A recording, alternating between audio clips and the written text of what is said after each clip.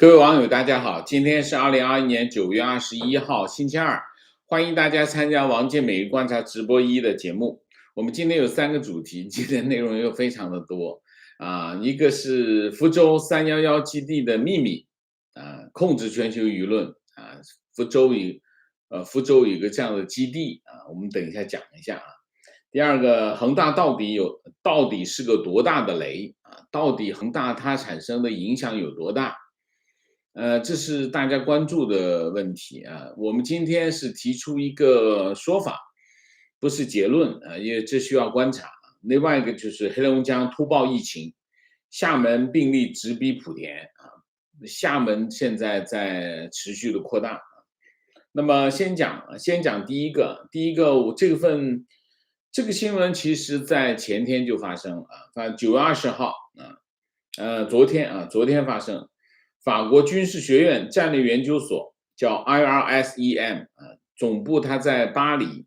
，9月20号发表一份长达646页的报告这个报告是由这个法国这个军事学院战略研究学院的院长尚杰维尔梅和情报中国问题专家叫夏红撰写，都是法国人那么这份报告披露了中国如何利用传统的外交然后设立新的活动网络等手段扩大中国的影响力那这里面有一部分呢，我非常感兴趣，所以我今天要特别的跟大家报告讲讲这份报告里面的内容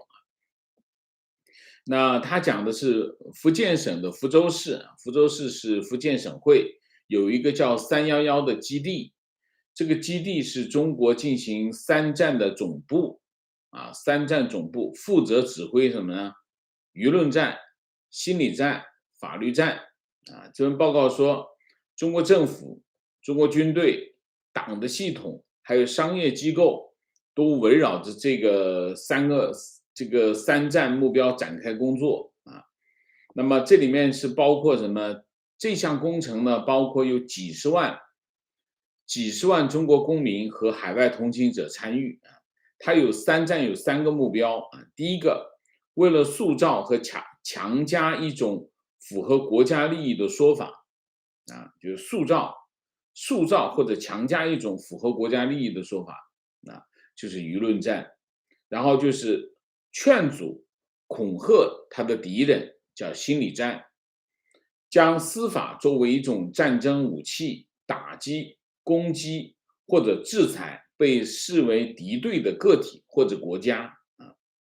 那么他这个就内容他这么说，他说在法律战方面，中国依靠对海洋法的修正解释，迫使沿海国家放弃行使联合国公约所保障的合法权利那么近年来，为了应对中国在疫情方面的各种指控，或者是比如说在香港的国安法方面，中国都积极开打法律战，包括行使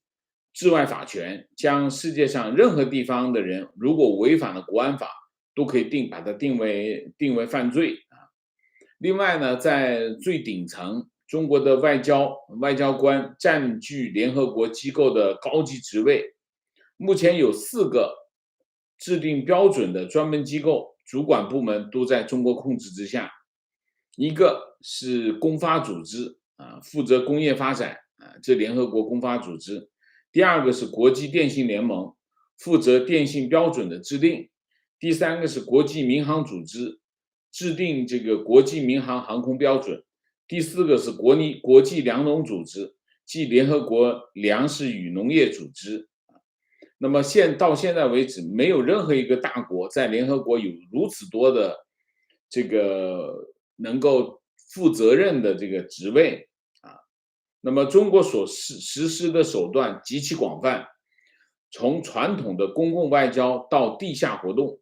地下干涉活动。这份报告说，过去10年当中，中国至少干涉了7个国家举行的10场选举那么他这里面讲这个311基地311基地就是目前指挥扩大中国影响力的这个指挥部啊。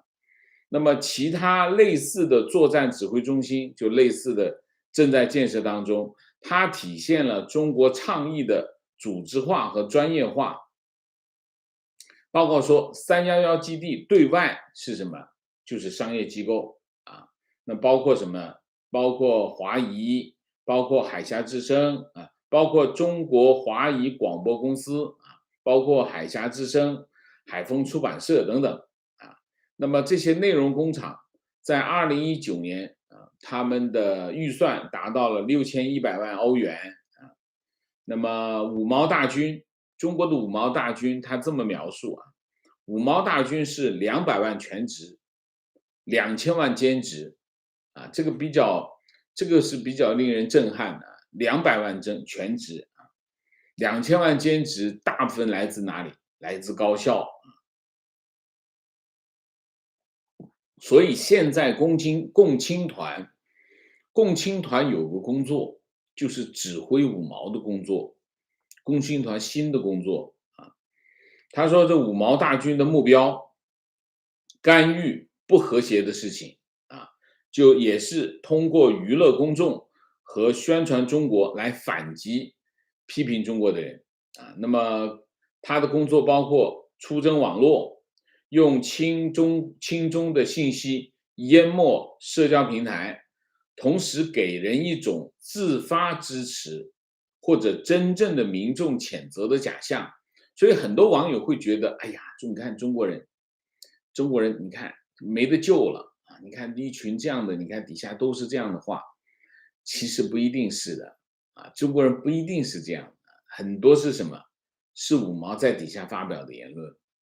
其实很多假象，就是造成一种自发的这种，就是你以为那是自发的，其实不是的，是营造出来的。啊，这是说，所以它是营造出一种虚假的假象，啊，要么就是谴责，要么就是支持，要么就是反对等等，啊，这都不一定是真的啊。他说这个五毛的工作甚至外判去了哪里？马来西亚啊。那么当地五毛的酬劳从12.6欧元到126欧元不等，取决于这个信息的长度。这个报告还讲到什么呢？讲到这个有一个叫这个Can Watch 这样的内容农场，内容农场就是不断的发那种各种各样的内容，然后就被其他的五毛转载，然后就通过分享内容就换取报酬啊。大概就是跟这个五毛有关的内容，我就先拎出来跟大家说一下。那整份报告他是这么说，他的前言说呢，长期以来，中国的策略和苏联是不一样的。苏联的策略呢，更早的就恩威并施啊。那么中国呢，更多的是什么？更多是博取世界的爱戴，而不是恐惧啊。很早啊，就是毛泽东时代喜欢把东西送出去，送东西啊，用送东西的方式博取这个爱戴啊。那么叫收买人心，比如说在非洲，比如在东南亚，那么向世界展示自己正面的形象，得到赞赏。不过，最近啊，中国越来越多的采用渗透、胁迫的手段，扩展它的影响力啊，而且它变得越来越强硬啊，巩固势力的方法也越来越像苏联啊。那么，报告把中国的这种变化，归结于什么呢？归结于中共开始相信，与其被爱戴，还不如被恐惧，这样更稳妥。就是我让你喜欢我，还不如让你怕我。你怕我，这个形势更稳定、更可靠啊。那么报告就重点分析中国这个影响力的发展，它从4个方面啊梳理它的这个轨迹啊。那么首先它的主要理论，它的战略理论是什么？就是动员一切力量，由中央实现这个统一战线。那么通过舆论战、通过心理战、通过法律战，去实现它的统一的对外战略。所以它有一个它的特征是什么？就是统一行动，就是各个组织，所以叫组织化、专业化是什么？组织化就是把所有的力量控制在手里，专业化就是通过专业分工，然后专业的这个优化的实施的水平就是叫组织化、专业化。所以它有一个统一的理论，这是第一头第一个。第二个，厘清发挥作用，他参与的行动有不同的方面，比如说政府，比如说党的系统，比如说军队，甚至比如说商业机构都要参与。他特别提到什么呢？比如说微信、微博、抖音TikTok 北斗、华为这些商业机构用最新的技术，全部动用最新的技术，比如说大数据，比如说这个人工智能，用最新的这种科技来武装这些他需要做的领域，各个领域核心是谁？核心其实是商业机构，他利用了这个商业机构，但是背后呢，党的系统、政府的系统、军队的系统在背后操控这是他的模式第三部分他讲中国在海外的影响力的方式一方面通过正面的叙述来博取外国民众的好感，另一方面通过渗透、胁迫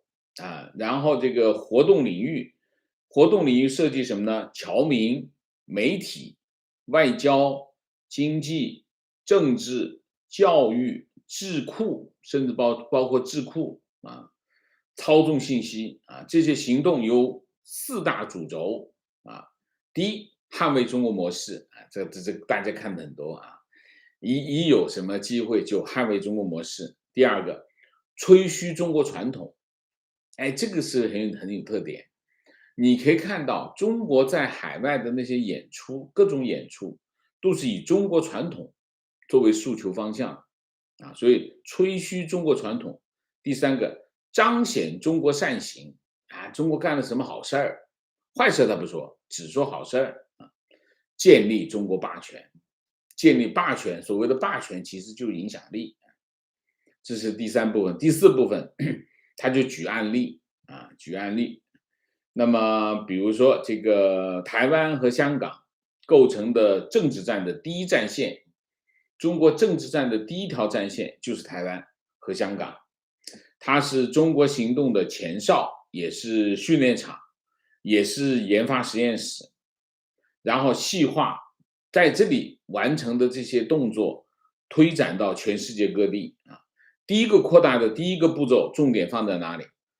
澳大利亚、新西兰。所以你可以看到，澳大利亚跟新西兰是最早中国渗透的国家，就这两个国家。第二阶段就侧重于世界其他地区，包括什么呢？包括欧洲和北美。那么，瑞典在2018年游客事件之后，成为中国在欧洲的实验室。这个案例还分析了2019年香港的反送中运动还有在2020年中国中国发起一场舆论战，让这个全世界的人相信疫情源于美国这是一场舆论战。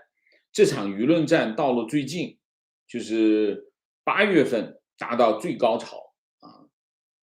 报告总结报告是这么总结，他说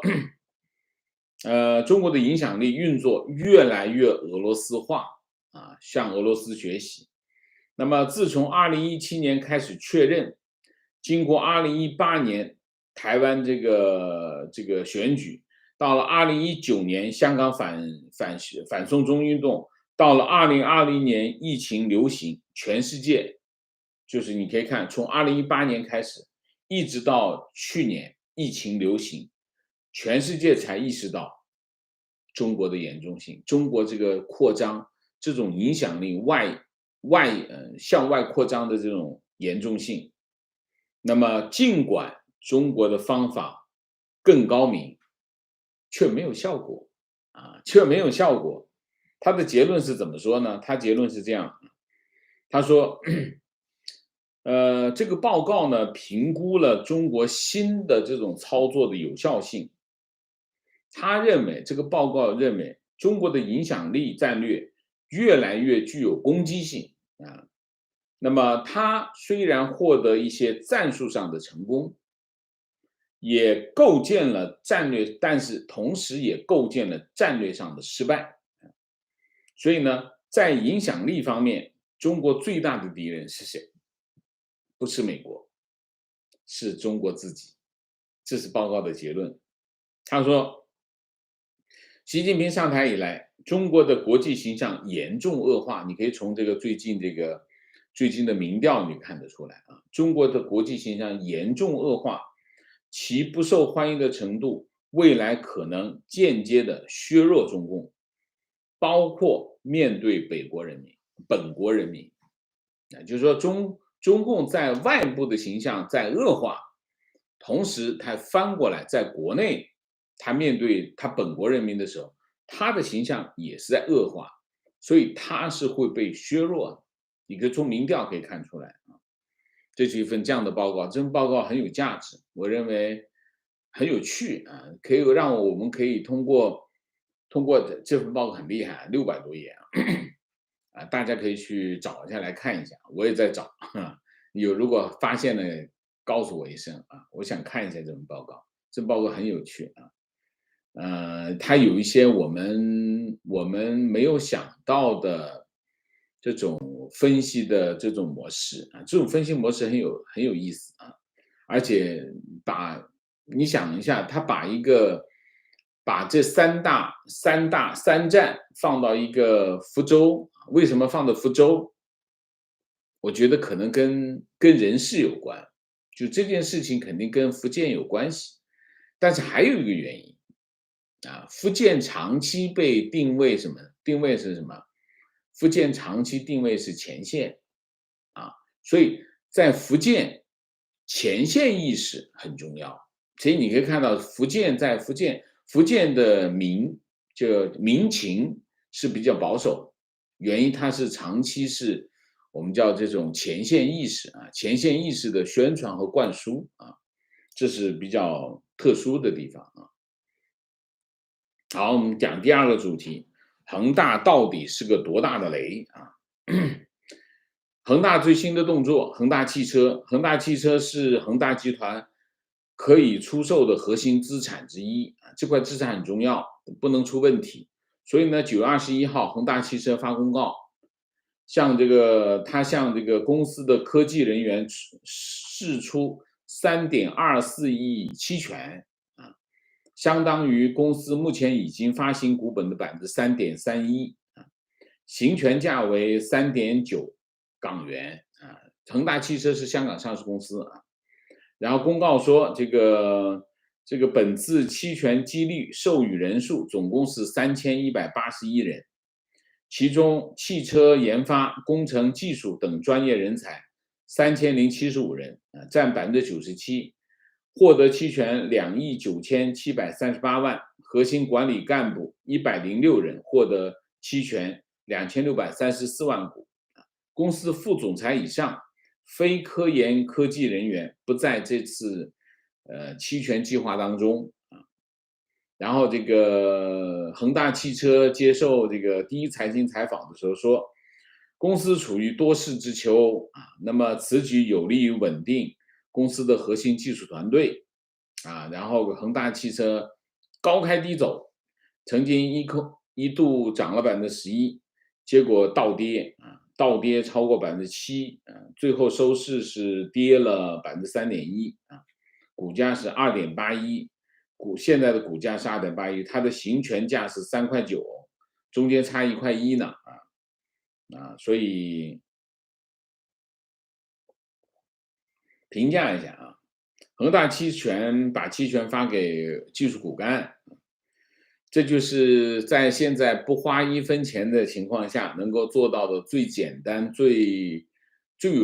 有动静的动作啊，就是但是有帮助，但是影响不太大。为什么？因为这个动作必须它是企业处于上升期才有意义。你如果你的股价一直在这个3.9块以下，这个期权是零价值，所以当然也是有一定的价值啊，因为给大家一个期望啊，给大家手上握着一个期望，也是个不错的管理概念啊。那么恒大还有另外一个资产叫恒大物业啊，恒大物业比较鸡肋啊，为什么？贱卖舍不得，不贱卖卖不动。为什么？因为买恒大物业在最近刚刚卖的是谁啊？富力，富力也是资金紧张啊，也是资金链有问题。富力把他的物业公司卖给了谁？卖给了碧桂园，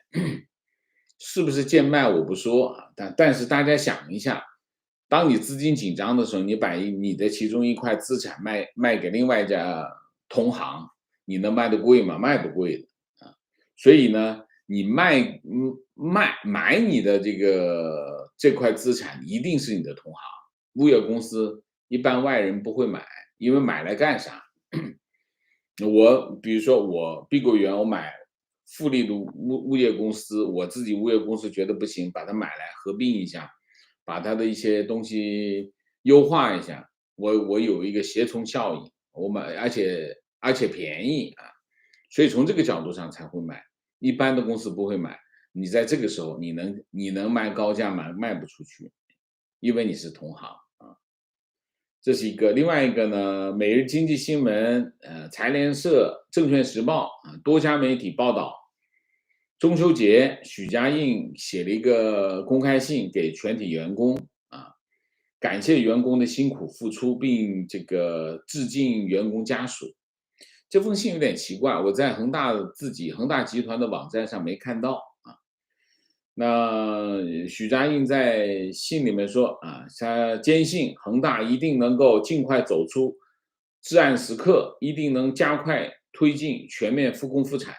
一定能够实现保交楼的重大目标，向购房者、投资者、合作伙伴、金融机构交一份敢担当、负责任的答卷啊。我就不念他的全文了。这封信带出了一些信息啊。一个信息是什么？一个信息就是许家印还在公司主持大局啊，发一封许家印的公开信，似乎在告诉大家他本人并没有离开。从目前来看，稳住许家印是稳住恒大这个局面的一个关键，所以许家印这封信，出来有给大家看的一个这样的效果啊，这是第一个。第二个，你可以通过官方媒体对基本上恒大这件事情没有这个叫一尘百彩式的报道啊，那一般的民营企业那就往死里踩，恒大没有，官方媒体对恒大的态度都属于我们叫保护性的报道啊，不说坏啊，不说狠。通常这个时候，其他的公司上来就找许家印有没有违规，有没有违法，这就是往里挖。现在不挖，都不挖，甚至报他的给员工的一封信，带着一个温情的这个态度啊，说明什么？说明这也是政府控制风险外溢的一个策略啊！你想一下，如果媒体嘁哧咔哧把他老底全给揭出来，恒大这个局面也维持不住。所以基本上你看，官方媒体的态度基本上是一个这样的态度啊，这是第二个。第三个，你从上面这两点你看，当局就是政府对恒大的策略啊，第一个以稳住为主要方向啊，那么各种可能性都存在，其中包括什么呢？包括肢解，肢解的可能性我认为是最大的。比如说地方政府接管当地的恒大，或者地方政府的国企去接管当地的恒大，恒大当地的项目，甚至安排这个央企去接管恒大的一些重大的项目可能去安排央企去接，比如说像恒大物业恒大汽车都有可能用肢解的方式动员这个各个地方的力量去做。但是这件事情非常复杂，复杂在哪里？地方政府其实没啥钱，特别是地方国企没啥钱。那你要动员他去接管，你又掏不出钱来，这个技术难度有点大就是空手套白狼。空手套白狼通常不是政府的动作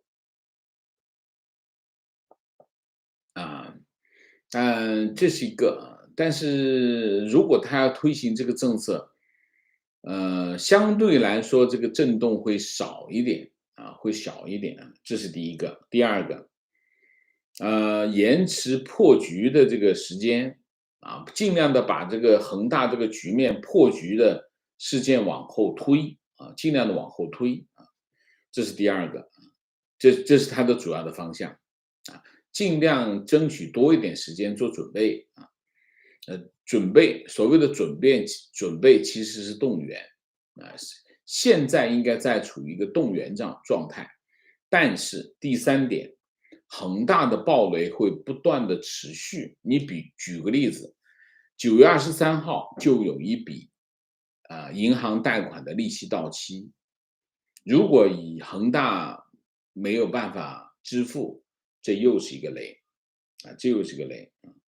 这是一个方面。另外一个方面，美股是昨天大跌美股这个昨天大跌呢，这个恒大崩盘危机成为美股暴跌的其中一个理由就把这事给赖在恒大身上去。标普是跌了1.7%，道琼斯跌了1.78%，然后这个纳斯达克跌了2.2%，都是近期的最大单日跌幅那么路透社说市场担心恒大可能破产，造成影响蔓延，推动这个投资者逃离股市，寻求避险然后华尔街日报说这个恒大是世界上上市的地产公司当中债务最大的然后这引发了投资者的担忧然后他们就从股票、从石油，甚至从比特币风险较高的资产中撤离，转而去较安全的资产然后投资者越来越担心中国政府会继续打压一些行业，并且让恒大集团破产那么股东和债券持有人将会损失惨重不用担心我现在就可以其实我早就告诉大家，恒大的股东和他的债券持有人早就应该明白他们将面临巨大的损失不用担心，已经发生了这件事情标普全球评级说，如果恒大集团发生违约，它的影响他这么明显他说它的影响既不会导致一波违约潮，也不会像一个石子扔到池塘里的涟漪这两个是很极端一扔一个小石子到池塘里面产生一些涟漪这个小事一桩连续的违约潮那是金融风潮。他说介乎这两者之间那么他说这个恒大子公司9月23号有一笔这个银行贷款的利息到期它可能会出现违约那标普的信用分析师说，如果恒大出现违约事件，投资者对中国房地产行业和其他的投机市场的信心会产生整体的冲击，会导致其他的公司融资渠道减少。什么意思呢？恒大如果违约了，那其他的房地产公司再去借钱就没那么容易了。为什么？因为大家对这一类企业的融资的信用降下来，就这个态度啊。恒大标普说，这意味着除了恒大以外，还有一个谁？华融集团啊，华融集团也在这个资产重组。标普说，这意味着两家中国主要的离岸债券发行人将会考验中国政府啊，同时处理重大倒闭事件的能力啊。那你想一下，当年陈毅在上海啊，那哪是两家公司啊，那是所有的公司啊都把它抢过来啊。不要低估中共，中共这方面的能力很强，他把公司建起来不会，但是把你干掉，他很有经验。美股调整其实是有技术上的需要啊。不过呢，有人把这个把这个美股下跌和恒大联系起来，这就意味着什么？意味着恒大将成为一个国际金融市场的一个关联因素，它变成了一个中国金融风险的一个标志，所以这件事情性质不一样啊。金融市场很多关联没有道理啊，没有什么道理。你比如说当年亚洲金融危机，有人把这个韩国的货币危机和这个泰国的货币危机把它联系起来看，所以泰国货币危机最后这个货币贬值最后蔓延到了哪里？蔓延到了韩国。韩国跟泰国两个国家没有太大的关联，他们经济的往来很少，基本上没什么关联。但是它的泰铢的货币贬值，最后导致了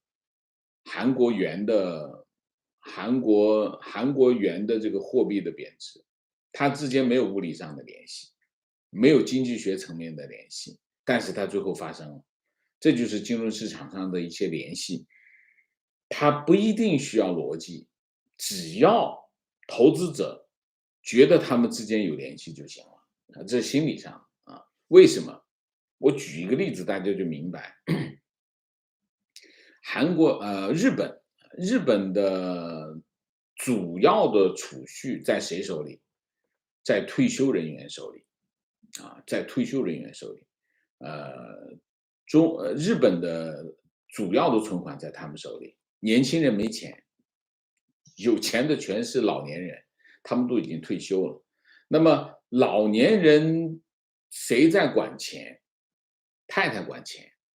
啊，太太管的钱。所以实际上你可以看，在日本市场啊，在日本的投资者当中都是老太太。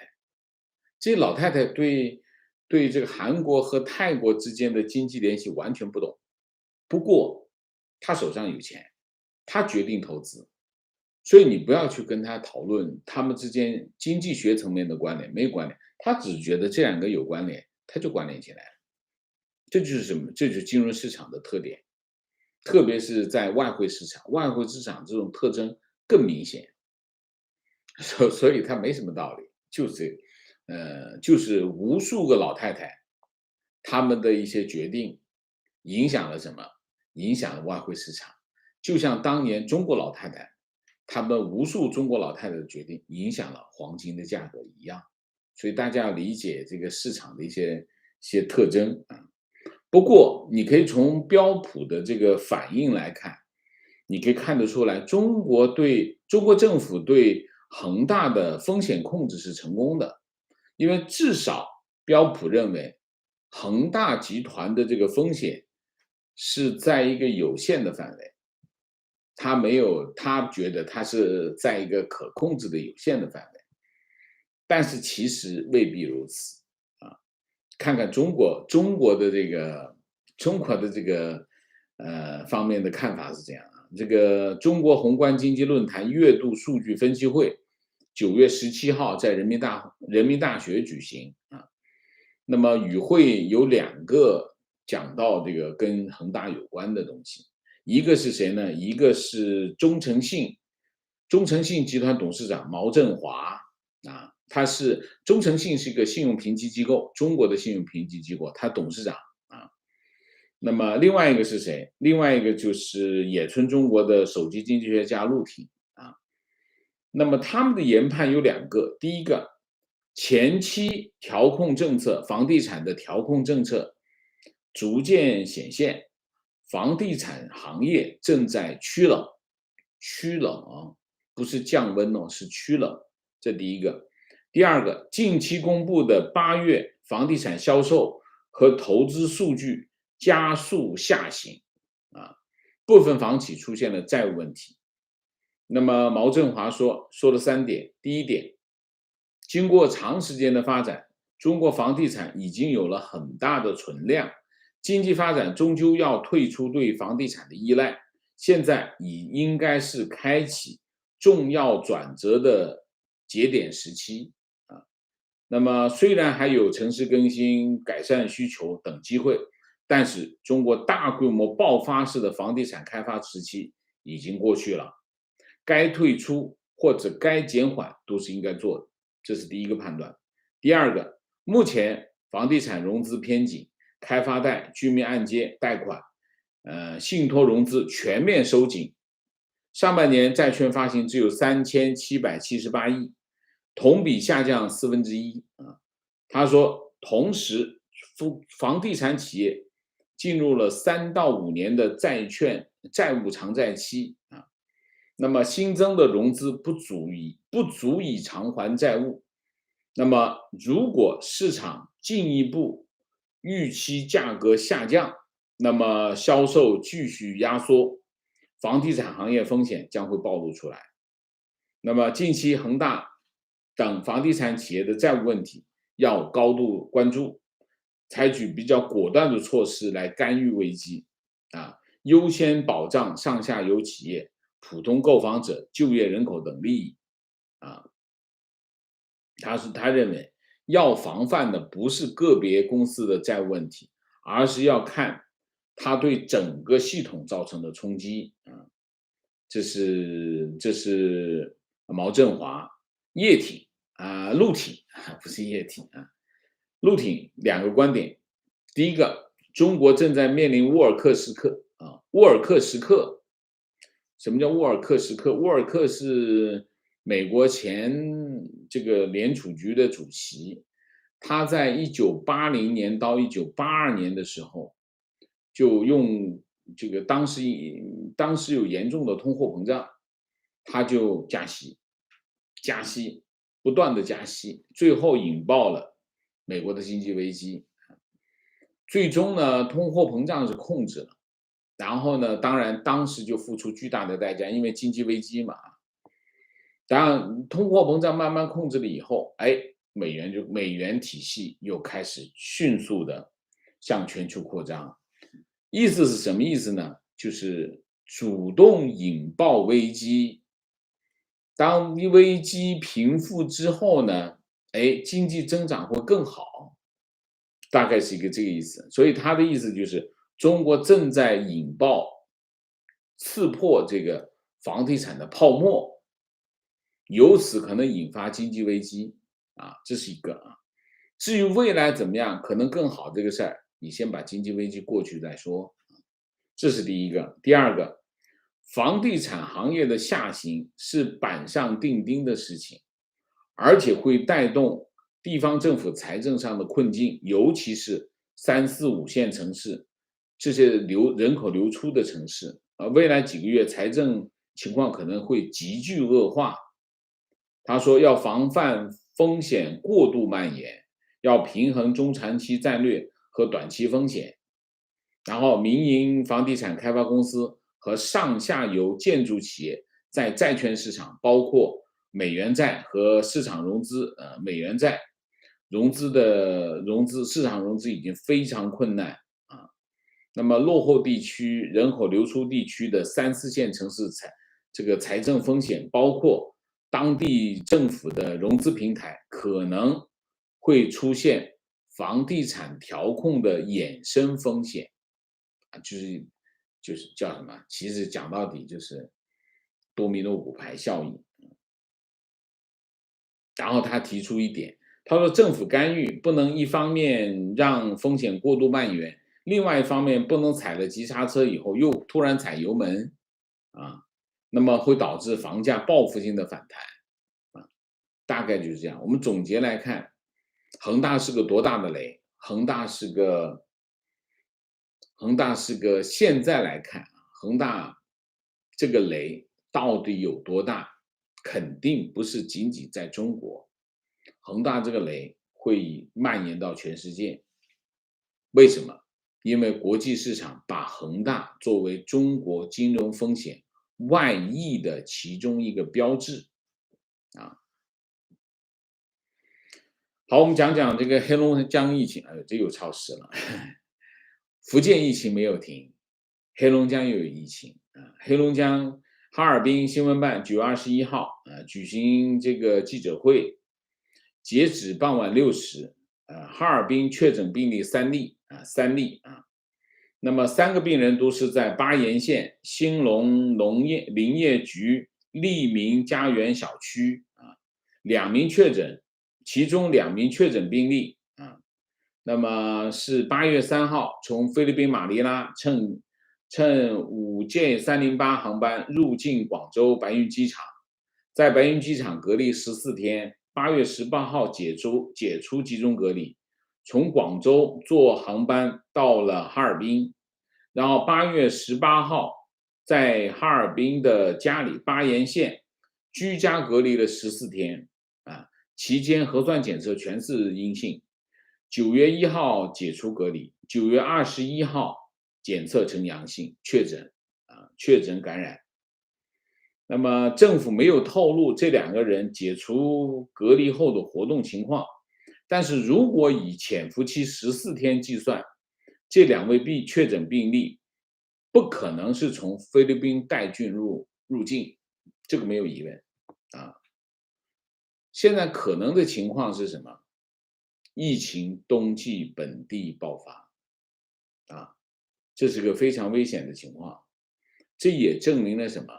这也证明了清零策略的失败啊。但是政府就强调他是8月3号从马尼拉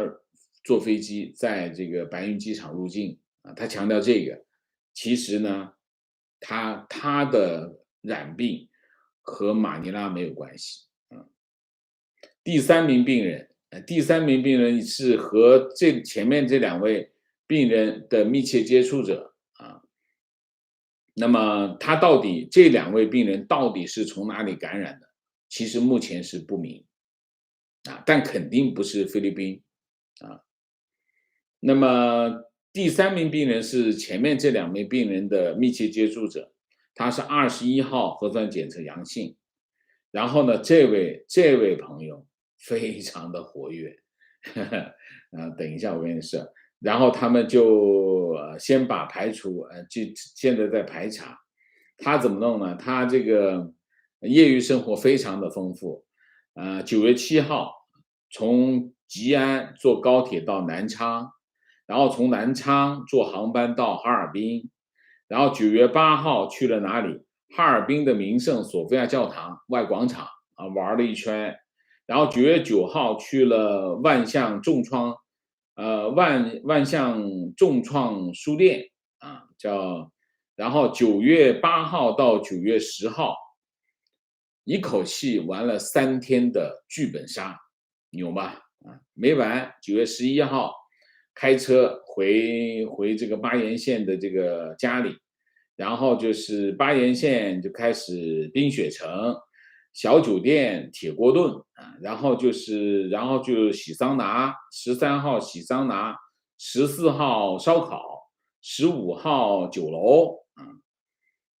然后17号自驾去了哈尔滨南岗区，又去密室逃脱丰富嘛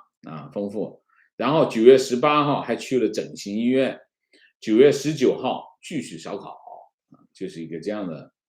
相当丰富。现在的情况是什么？现在的情况就是所有去调查跟他密切接触的人员这是黑龙江。黑龙江哈尔滨就公布各种防疫措施，基本上就是封停，没别的封停。辽宁也开始互动啊，开始这个针对哈尔滨的疫情，因为辽宁跟哈尔滨真的是非常的密切往来啊，也开始进行控制。现在9月10号以来，福建累计有多少例？405例，非常的快。9月10号到现在，总共是11天405例，所以其中厦门已经连续3天，它的新增的确诊病例超过莆田啊。那么现在的重点是在哪里？现在的福建的疫情重点在厦门。厦门现在主要是几个主要的这个传染链，一个是隔离酒店啊，一个是校园和工厂啊。那么另外一个是什么？另外一个就是一个是校园，一个是工厂，总共3个啊。但是现在的问题是什么？中间还是有一个我们昨天的节目当中讲到的啊，就是关于这个叫我看一下啊，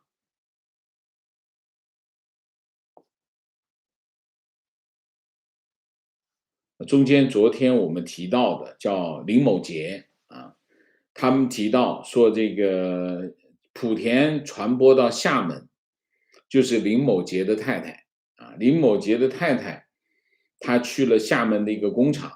她是厦门某工厂的一个管理人员，然后就导致了这个工厂的这个传播。那现在的问题是，林某杰的自述是什么？他是一直到9月5号，他们才出的门，所以到底这个传染林某杰的源头在哪里是不确定，而且他们确诊之后，过了2天再检测又是阴性，这个非常奇怪。福建这个疫情非常的奇怪。好吧，那我们今天又超时了啊，超时。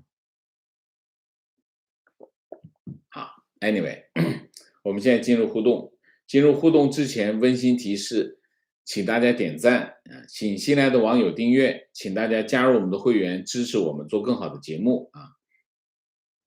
明谢 Helen， 谢谢魏尚红，谢谢 Melody 张，谢谢啊。那么 Thora 何，谢谢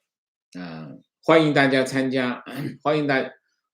参加我们的互动环节啊，我们的互动环节很重要，也很有价值。所以呢，我就提醒大家，如果你收不到这个平台给你的通知啊，就是我们节目开始的通知，你可以关注我的脸书号跟推特号。那么，因为我在节目之前，我会把这个我们直播的这个链接发到脸书跟推特号，你可以通过这个链接进入我们的直播，好吗？情况，我的朋友就是福州311的解放军，一直在海峡之声广播电台对台工作。OK， 提问：在墙外的油管和推特上，时不时碰到5毛的纠缠，无论纠缠多少回合，只要我指出他是5毛，基本就可以结束这种纠缠，对方会在我面前消失。请问王老师，这是我观察局限导致的偏见，还是有什么其他的原因？我会指出对方是5毛，但是呢，对方并不消失，对方继续纠缠。我通常不纠缠，我通常一看这是5毛，我原来会跟他往来2下，指出他5毛，我现在没有了，我现在直接拉黑。我建议大家的做法是什么？我建议大家的做法就是拉黑，拉黑会增加他的成本啊，这是一个拉黑是一个有效的办法。当然，我会比较没那么多时间，所以我比较决绝，就直接拉黑。观点5毛经常利用大家熟悉的案例佐证一个观点，比如国内亲戚如何拥护共产党，身边的人如何看待中共，利用身边的势力更有说服力，让旁观者自然得出一个观点，还能强化思维路径依赖， OK，观点情况，在中国大陆做任何事情要考虑会不会被骗，买东西之前要看好是不是假货。大多数人看新闻和短视频都很少看评论，更别提去评论了。那些舆论怎么来的，可想而知。如果在大街上看见有长长的队伍在买东西，你加入其中可能会被套路因为一半都是托。电商平台的评论也是刷的，正能量的短视频是摆拍，没有什么东西是可信的，非常有道理，非常有道理。所以我还是那句话，大家在看到下面的评论的时候，小心一点那可能是有五毛的杰作。提问：我是农村出来的，最开始看到国内某主播的视频时，有一种陌生和感动，仿佛是看到了曾经的雷锋。一方面和我农村的印象差别太大，所以陌生；另一方面，视频中的悠闲从容确实让人感动。花费这么多钱来宣传和造假，他们不考虑成本吗？这么做的目的是什么？好问题。你看我们的节目第一部分，他讲得很清楚，他的目的，他的目的就是让你有一种感动。当你感动了以后呢，你就会接受他的所有的观点，包括共产党是好的，别人是坏的。其实中共的宣传基本上是两个套路就基本上的路径是什么？路径就是通过一件，这个网友说的很对，通过一件事例通过一个具体的事例，得出一个明确的结论，而且这个他们结论都是一致的，就是中共是好的反面是美国是坏的，或者是日本是坏的，或者是英国是坏的，或者世界其他地方都是坏的，就得出这两个结论，然后他尽量的控制这个范围就是这样，所以他们的目的就是这个，不考虑成本，当然考虑成本，他们考虑的不是成本，他们考虑的是成本效益，就是做这个动作能够达到多少，能够解决多少人，搞定多少人所以他们考虑成本，没有不考虑成本。经常讲不惜代价，不惜代价是喊给你听的，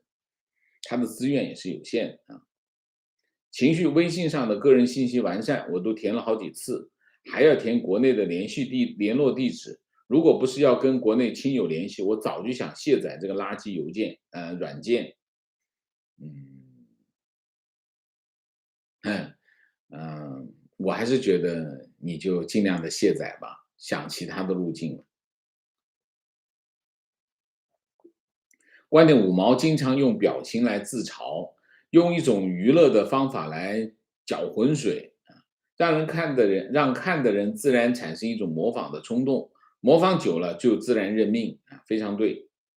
观点：恒大的管理层拿恒大做捞钱平台，中国的官员和政府拿中国做捞钱的平台，非常对。观点：继恒大之后，华融、万科、碧桂园、SOHO 中国、中国平安将是重点关注对象。为什么说万科呢？碧桂园、SOHO 中国不可能了。为什么？它没有开发项目，它全是写字楼，盖好的楼，所以 SOHO 中国破产可能性很小。你这个危险名单不大靠谱，你要重新更新一下。我不同意你的。我们上个星期有个节目讲房地产谁排第二，谁是这个恒大第二，你去看我们上个节目，谁是第二个那个里面可能比你这靠谱一点观点不认为恒大破产会造成中国系统性的金融危机，甚至重演雷曼兄弟，因为雷曼兄弟倒闭是在无预警的情况下发生，但是恒大倒闭已经多次预警，现在各界也在想办法避免。避免就能避免得了，那你就是不是对？那你也太小看恒大了啊！避免就不一定啊。恒大雷曼的确是突然爆发啊，那么这叫什么？叫黑天鹅。恒大是什么？恒大是灰犀牛啊，你看着它过来，这件事情其实我们早就看见了，很多人早就看见，但是你能躲开吗？不一定躲得开。房间里有个大象，你躲得开吗？不一定躲得开。观点：恒大对于美股的调整没那么大影响，大家把它当做雷曼，其实是一种炒作。恒大对中港之外的市场影响几乎可以忽略不计。美股调整的原因是美联储的会议，也不一定，也不对。那因果关系不存在啊，但是你说它没有影响是不对的啊。你至少有几个影响，我现在可以跟你讲，第一个影响是什么？握着这个恒大有200亿美元的外债，美元债，美国的美元，这个恒大的美元债200亿，这200亿你想一下，都是大的金融机构握着的，包括谁？包括汇丰，汇丰手上就2亿多美元，2亿多美元，如果他收不回来，会不会对汇丰有影响？前面还有多的，10亿、8亿的都有，十几亿的都有。所以从这个角度来说，你说它没影响，不可能啊，不可能没有影响，这是一个。另第二个，这是债券这个领域，第二个领域就是银根收紧。当你银根收紧的时候，就是恒大借不着钱，恒大要倒闭了，其他开发商也借不着钱，你说有没有影响？一定会有影响啊。观点：恒大高层套现理财，如果发生在美国，高层要受司法调查，在中国却没事。情况不仅是美股，越南的股市也大跌。我越南朋友说，也受到恒大危机的影响。观点：欧美国家的人如果不在国内生活一段时间，是根本无法理解中共的邪恶，试图和这只恶魔讲道理，制定游戏规则，那是误判。这片土地上没有规则，只适用丛林法则。丛林是没有道德、没有底线的。恒大许家印是看透了这一点，恒大金服只是这些狮子分食利益的平台而已。提问：恒大问题，政府会不会把恒大一些资产楼盘强制分给其他企业，等于强制抢？抢就不行吧，你至少得包装一下吧，抢不行，至少包装一下，收购资产3个亿给他2000万收购回来，这是有可能这是有可能。我是举例不一定是真的，我是比喻一下但是抢，你把它本质是抢也行情绪，国内很多人认为恒大事件影响太大，政府一定会管，我都是不理这种观点。政府能管得了吗？政府必须管，而且我相信政府现在正在控盘。那么为什么？因为恒大真倒下去，那影响非常的大。那现在的问题是什么？现在的问题是政府现在这种控盘能解决什么问题，或者能解决多大的问题？大家知道，恒大这件事情可能有100个影响。我举个例子我比喻一下，我把它放大一点，它有100种影响，政府可能摁住了其中70个影响，摁住了，那么其他30个影响它摁不住，或者是没看到，可能恒大的影响就会从那30个影响里面蔓延出去。这就是为什么我们经常讲，政府的边界，政府的能力是有边界所以政府永远不可能比市场更聪明，就是这个道理。如果政府能够比市场更聪明，1978年中国就不需要改革开放，继续计划体制。政府那么聪明，你把事儿全办完了，为什么？政府办到最后，连自己都要饿死了，所以他只能改革开放。道理就是这个道理。提问：许家印出任香港选委会委员，是否意味着许家印替中央去香港，向香港地产家族要钱，填国内的坑？这种假设性的问题，我怎么答你？啊，一个你要问是否是中央想干这种事，你得问中央你得去问中央，对不对？观点：习在明年连任前会尽量把现在所有的问题都摁住，一旦他连任成功，感觉中国的经济社会问题都会被他暴力打压。就像王老师说的，现在他们根本不走让韭菜们爱戴他们的路线，而是走让韭菜恐惧他的路线，只希望老百姓受伤少一点。你这话得前言后语得有些转折行吗？是，我觉得现在的思路是这个思路，与其让你爱戴，还不如让你恐惧啊。这个他现在是这路子啊。情况，我们有一个客服的家就在哈尔滨南港区，已经接到通知，明天全员检测。OK， 提问很早以前已经有过测试和麦，现在可以在家里测试是否感染新冠病毒，准确率很高。为何中国大陆不推广这种方式？你觉得中国的老百姓会自己去买吗？我觉得不会啊。情况：青海、宁夏、广西、广东、福建、新疆、云南、陕西、江苏能耗双控亮红灯，开始实行2休5政策，高能耗企业甚至1休6，我的天，那以后怎么弄？那经济会很惨。这个哪来的新闻？我要看一下啊，这个2休5。OK。情况：江苏部分城市工业产业园开始限电限产，才经历疫情闭产，又经历限产铁拳，总下述司真的是嫌经济掉的还不够，产业生产已经残疾了，还要上来补一脚。OK， 这个真的很严重啊！这个我们要看一下情况。我是做社区团购实惠团的。前天实惠团突然关闭江西所有的网格仓库，我们江西几十个人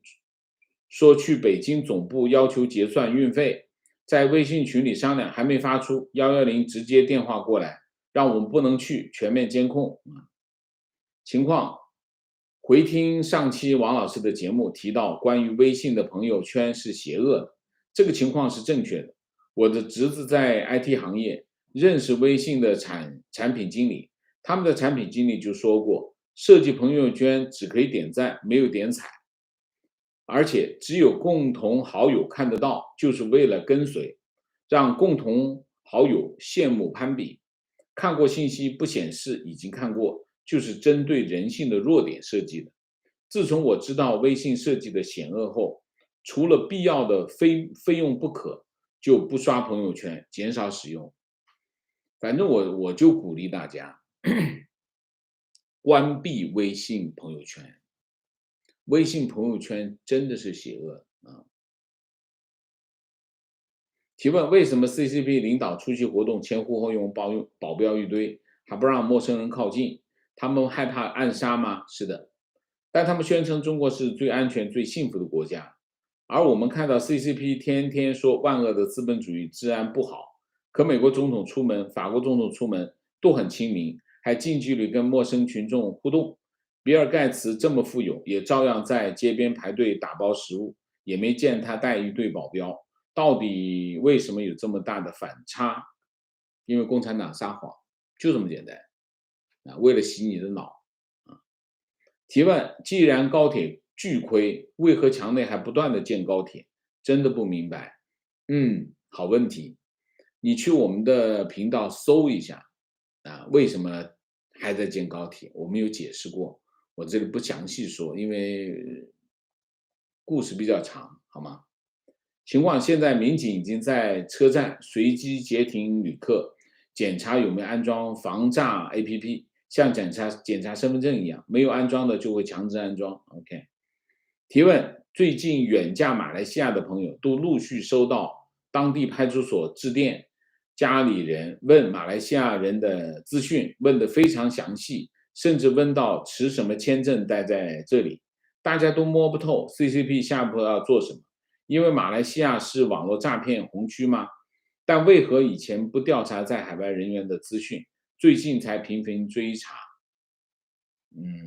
这个我就不知道原因了。也许有些网友会知道，告诉我们一下好吗？提问：看到每况愈下的经济环境和政府越来越高压的管制，我的心情压抑又深感无力，却没有能力移民。请问王先生，你可以给我们这些底层民众一些建议吗？大家都是底层民众，不管你生活在哪里，其实都是一样的啊。两点，第一点，心存希望，心存对美好生活的期待，心存希望，心存期待。第二个，每天进步一点，做好自己的每一个领域每一件事情。我们经常提到独立思考啊，那么做更好的自己，我讲的就是这个，没有别的啊。每个人的处境是不一样的，但是你的处境你选择不了，没关系，但是你可以选择你自己的行为啊，好吗